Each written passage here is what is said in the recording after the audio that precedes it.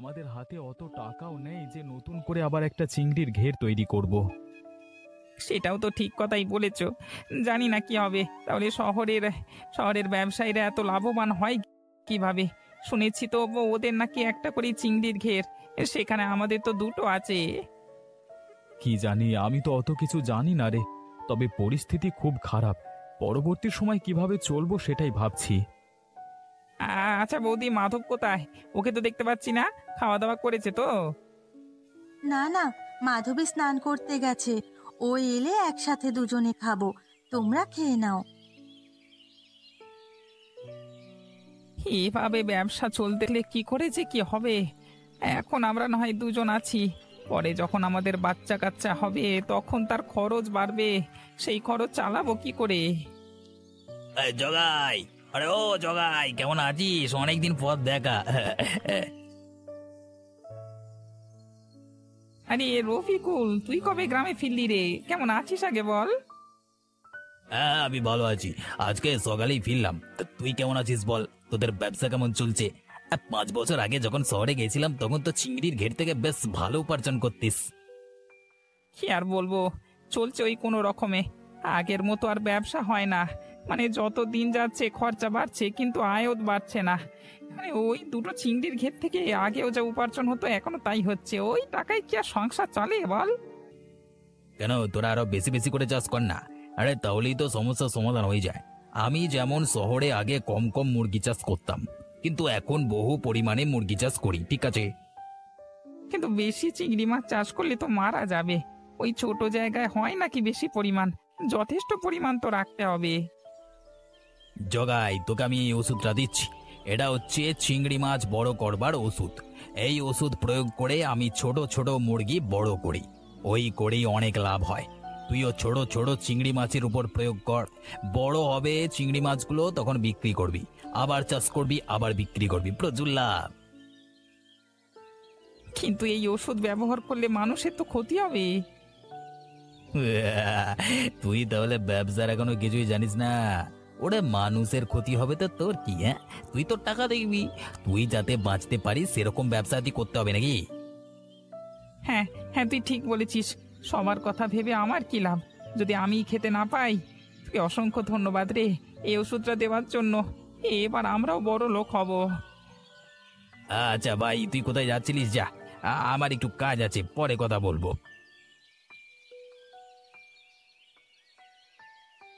খুড়ো, কি খবর গো? আজকে একা একা মাছায় বসে আছো, কোনো সঙ্গী পাওনি নাকি? না রে, সকাল থেকে একাই বসে আছি। এই উঠে চলি যেতাম, তুই এলি, তোর সাথে একটু গল্প করি, তারপর যাব। ও আচ্ছা, তাহলে বলো আজকের খবর। আজকে টিভিতে দেখলাম একটা ভালো খবর।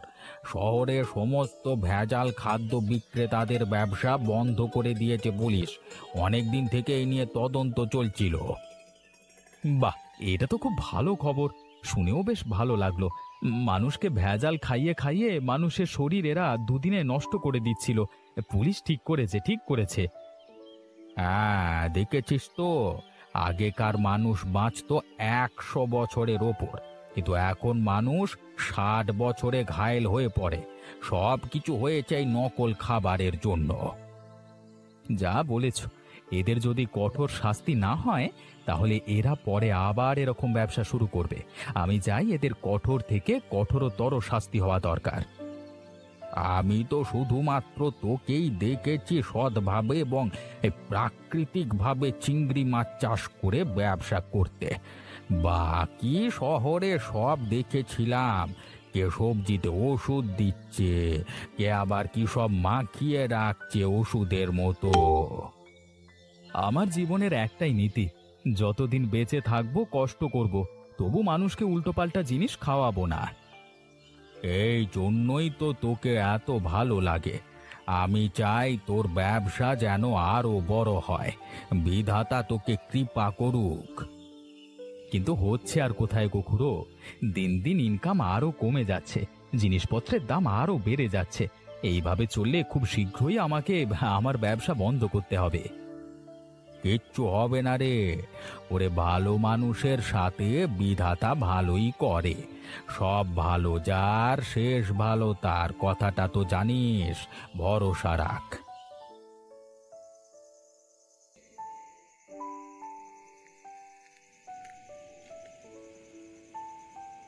গিন্নি, গিন্নি, আরে বড় লোক হওয়ার উপায় পেয়ে গেছি গিন্নি, আর আমাদের কষ্ট থাকবে না। কি হলো গো, তুমি এরকম ভাবে নাচছো কেন? তোমাকে দেখে যে আমার বড় হাসি পাচ্ছে। এই দেখো ওষুধ, এই ওষুধের সাহায্যে আমরা বড় লোক হব। এই সবাইদের মতো আমাদেরও অনেক বড় বাড়ি হবে, অনেক টাকা হবে। কিন্তু এটা কিসের ওষুধ? আর এটা দিয়ে কিভাবে বড়লোক হব? আর তোমাকে এই ওষুধটা দিলই বা কে?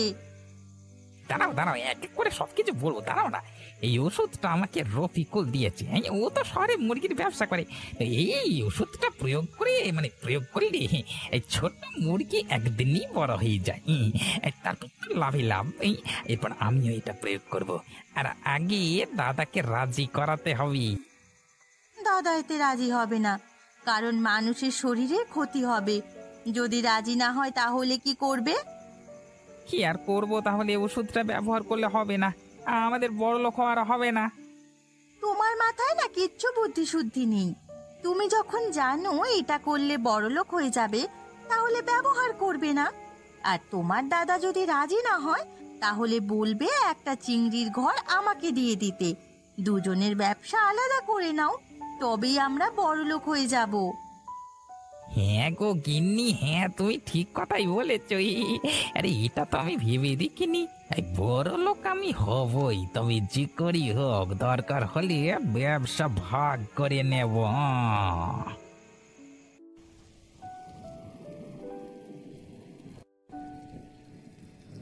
দাদা, এই তোমাকে একটা কথা বলবার ছিল।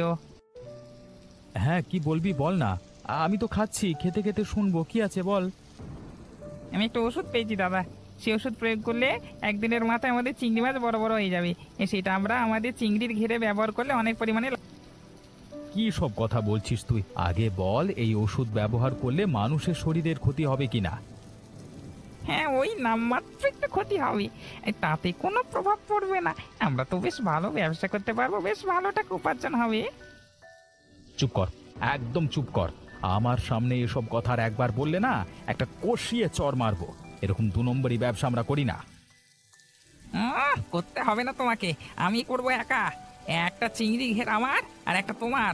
ব্যবসা ভাগ, নিজেও বড়লোক হবে না, কাউকে হতেও দেবে না, যত সব। ঠাকুরপো, একবার ভেবে নাও, এরকম উল্টোপাল্টা কাজ করো না। বিধাতা কিন্তু কোনোদিন তোমায় ক্ষমা করবে না। তুমি চুপ করো দিদি। যখন দাদা কথা বলছিল, আমি তো মাঝে কথা বলিনি। ওটা ছেলেদের ব্যাপার, ছেলেরা বুঝুক। তোমার তো কথা বলার কোনো দরকার নেই। গিন্নি, তুমি চুপ করো, আমি দেখছি ব্যাপারটা।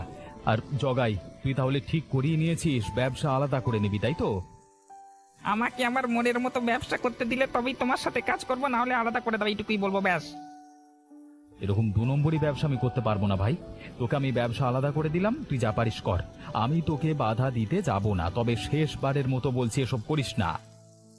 হ্যাঁ, জ্ঞান দিতে হবে না। এবার আমি ব্যবসা করবো আর সবাইকে দেখিয়ে দেবো আমাদের দুজনের ব্যবসা কোন আলাদা। হ্যাঁ,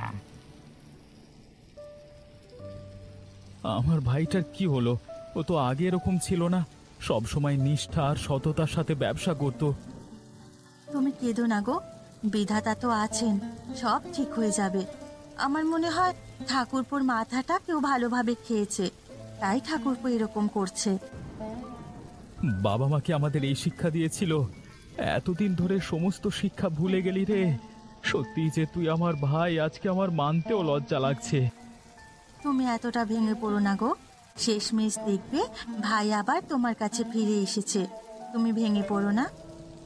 আমার তো মনে হচ্ছে ওর বউ ওর মাথা খেয়েছে, না হলে তো এসব কথা একবারও ও মুখে আনতো না। দেখো, কাউকে দোষ দেওয়ার আগে ভালোভাবে যাচাই করে নাও। হ্যাঁ, হয়তো মাধবীর দোষ আছে, কিন্তু এসব বুদ্ধি মাধবীর হওয়ার কথা নয়।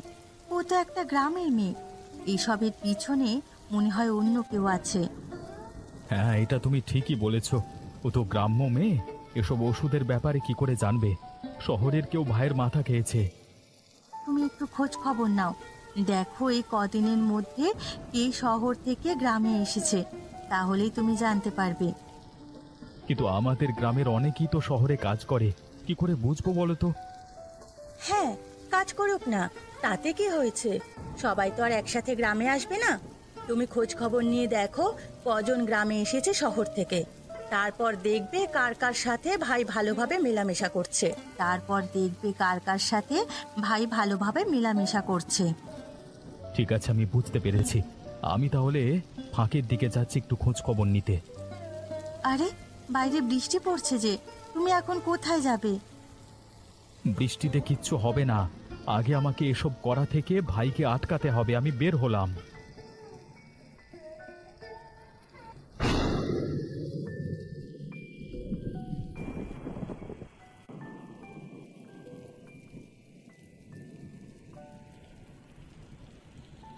খুড়ো, তোমার সাথে কিছু কথা আছে গো, বড্ড বিপদে পড়েছি। কি হয়েছে রে পলাশ? এত বৃষ্টির মাঝে তুই এলি কিভাবে? ওসব পরে বলবো আমি। আমার ভাইটার মাথা খারাপ হয়ে গেছে, ও ওষুধ দিয়ে চিংড়ি মাছগুলো বড় করতে চাইছে। এটা থেকে আমাদের আটকাতে হবে। কেন তুই বারণ করিসনি? অনেক বারণ করেছি গো, বারণ করলে বলেছে ব্যবসা আলাদা করে দিতে। আমি রেগে গিয়ে তাই বলে দিয়েছি ব্যবসা আলাদা, দুটো চিংড়ির ঘেরের মধ্যে একটা ওর একটা আমার। কিন্তু এইভাবে তো আর চলতে দেওয়া যায় না। হ্যাঁ, এভাবে তো মানুষের শরীর খারাপ করে যাবে। আচ্ছা তুই বল, আমি তোর জন্য কি করতে পারি? তুমি আমাকে বলো, এই কদিনের মধ্যে শহর থেকে আমাদের গ্রামে কজন এসেছে, মানে কতজনের সাথে দেখা হয়েছে তোমার? আমার সাথে আজকে সকালবেলায় রফিকুলের দেখা হলো। আমাদের গ্রামকে আর আমাকে যাচ্ছে তাই ভাবে অপমান করলো। কিন্তু আমি কি বলবো বল? রফিকুল আমার ভাইয়ের বন্ধু, ওর সাথে আমার ভাই খুব ভালোভাবেই মেলামেশা করে। ওর শহরে মুরগির ব্যবসা আছে, তাই তো নিশ্চয়ই ও এই ওষুধ প্রয়োগ করে মুরগি বড় করে। তার মানে নাটের গুরু হচ্ছে ওই রফিকুল। রফিকুল কি তোর ভাইকে কিছু বুঝিয়েছে নাকি? হ্যাঁ, এই কাজ ওর ছাড়া কারো হতে পারে না। আমি প্রথম ঠিক ধরেছি, কিন্তু কোনো প্রমাণ নেই, কিছু বলতেও পারবো না। আচ্ছা খুড়ো, আমি এলাম, পরে কথা বলবো। যা জানবার ছিল জানা হয়ে গেছে। বৃষ্টির মধ্যে যাসনি রে এভাবে, বাইরে বাজ পড়ছে তো।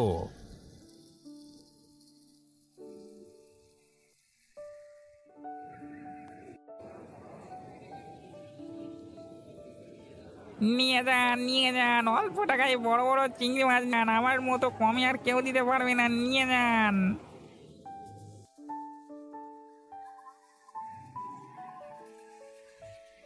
খুব তো প্রচার করছিস। চিংড়ি মাছ কত করে দিচ্ছিস? চিংড়ি মাছ 50 টাকা কেজি, এত কম দামে কেউ দিতে পারবে না, আর সেই স্বাদ। কিন্তু চিংড়ি মাছগুলোর ওপরে আস্তরণ পড়ে আছে কেন? তুই চিংড়ি মাছের ওপর ওষুধ প্রয়োগ করছিস? দেখো, আমি তোমাকে অত কৈফিয়ত দিতে পারবো না। যদি কম দামে মাছ কিনতে হয় তাহলে কেন, নাহলে এখান থেকে যাও, আমাকে জ্ঞান দিতে। তোর দাদা তো প্রাকৃতিক ভাবে চিংড়ি মাছ চাষ করে, আর তুই এরকম করছিস? সত্যি মানে কোনো শিক্ষা নেই। তুমি কিনবে না তো দোকানের পাশে যাও, এই ধান্দার সময় ব্যাগরা দিতে যেও না, যত সব উঠকলো কোথাও বেচাকেনা করার সময় যত কিছু। কিন্তু চুপ করে বসে থাকবো না। গ্রামের মানুষকে ওষুধ দেওয়া মাছ আমি খেতে দেবো না। এই এই তুমি যাবার করো তো, এখন দোকানের সামনে থেকে সরে যাও, অন্য খরিদ্দারকে ছাড়তে হবে। নিজে তো কিছু কিনবেও না আর বেচা কেনাও করতে দেবে না, যা তো সব।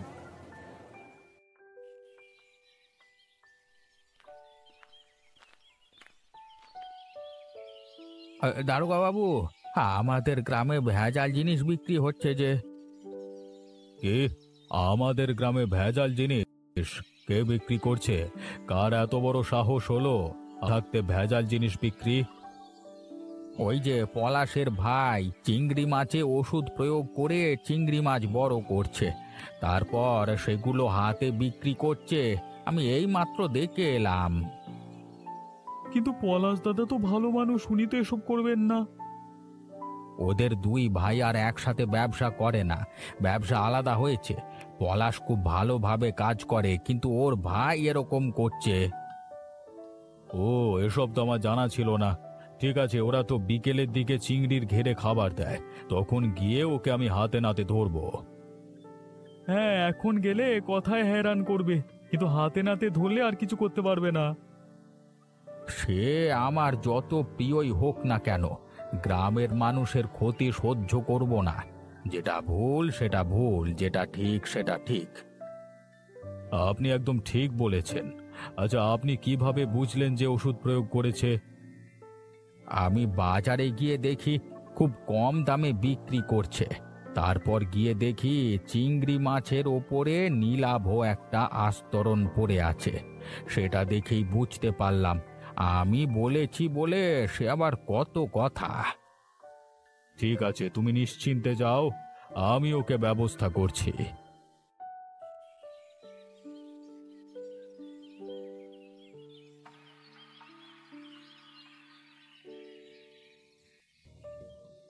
ভাই, তুই কেন এমন করছিস? কেন চিংড়ি মাছগুলোতে ওষুধ প্রয়োগ করছিস? মানুষকে ভালো খাবার খাওয়া না। দেখো দাদা, তুমি তোমার মতো কাজ করো, আমি আমার মতো কাজ করছি। এখানে তুমি বাধা দেওয়ার চেষ্টা করো না তো।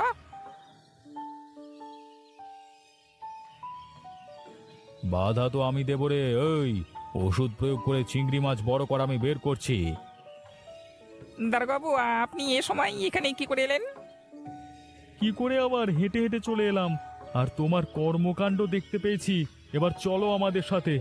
10 বছর জেল খাটবে, শাস্তিটা নিশ্চয়ই জানা আছে। দারোগা বাবু, আমাকে ক্ষমা করে দিন দারোগা বাবু। এরকম ভুল আমি আর কখনো করব না, আমার বড্ড ভুল হয়ে গেছে। এখন আর কাঁদুনি গাইলে তো হবে না। কাজটা করবার আগে ভাবা দরকার ছিল। গ্রামের মানুষদের ভেজাল খাওয়াবে, আমরা তো চুপচাপ মেনে নেব না। জেলে তোমাকে যেতেই হবে। দারোগাবাবু, আমার একটা কথা রাখুন। আমার ভাইটাকে নিয়ে যাবেন না। ও একবার ভুল করে ফেলেছে। আমি আপনার কাছে হাত জোর করে ক্ষমা চাইছি, তার জন্য দয়া করে আমার এই কথাটা রাখুন। ঠিক আছে পলাশ দাদা, তুমি খুব ভালো মানুষ, কোনোদিন ভেজাল জিনিস বিক্রি করনি, তাই জন্য তোমার কথা শুনছি। তোমার ভাইকে বুঝিয়ে দিও। আমি আপনাদের কথা দিচ্ছি, আর এরকম কাজও কোনোদিন করবে না। এই জগাই, তুই দারোগাবাবুর কাছে ক্ষমা চা। না না, তার কোনো দরকার নেই, কিন্তু আর যদি এরকম খবর আমি পাই, তাহলে আমার হাত থেকে তোকে কেউ বাঁচাতে পারবে না, বলে দিচ্ছি। তোর দাদা এত ভালো মানুষ, আর তুই এসব কাজ করছিস? তোর দাদার সম্মান মাটিতে মিশিয়ে দিবি? ছি! দাদা, আমাকে ক্ষমা করে দাও। তোমার সাথে অনেক খারাপ ব্যবহার করেছি গো দাদা। আবার আমরা সব কিছু একসাথে করব, আবার আমরা এক হয়ে যাব। এই তুই কি করছিস? ওট ওট ওট ওট। নিজের ভুলটা বুঝতে পেরে শুধরে নিয়েছিস, সেটাই অনেক। আমি আর কিচ্ছু চাই না। দারোগাবু, আপনাদের অসংখ্য ধন্যবাদ আমার কথা শোনবার জন্য। পলাশ দাদা, তোমার মতো ভালো মানুষ হয় না। সত্যি, এখনকার দিনেও তোমার মতো মানুষ আছে, এটা ভেবেই খুশি হয়।